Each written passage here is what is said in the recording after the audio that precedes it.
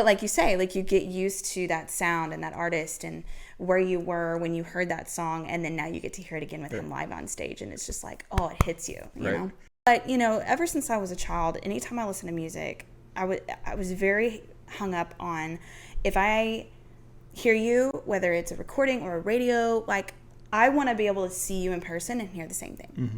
And so I don't want, my style is never overproduced. Like, that's just not who I am. I want it very, I say raw, but authentic and just genuine, I guess. Not to say that overproduced music isn't, but that's just more my style. Well, that conversation is an important one to have, because it's like once you kind of start recording music a certain way, people are going to expect that in your live performances. Mm-hmm. And if it's something that you can't recreate live, or it's hard to recreate live, it's like, Right. And that's something that, you know, especially for, like, I call them like homegrown artists, you know, like if you go somewhere, like, for example, you know, I did the Texas Music Cafe show with Matthew Payne and Bill Sibley, and they were fantastic. And I went home, on the way home, and I pulled their music up on Spotify, and it sounds the same. Yeah. And that's what I want. Oh, yeah. You know, I want to be able to recreate that experience for me as the listener the same way I heard it when they were sitting right next to me. Oh, yeah, for sure. You know, because I've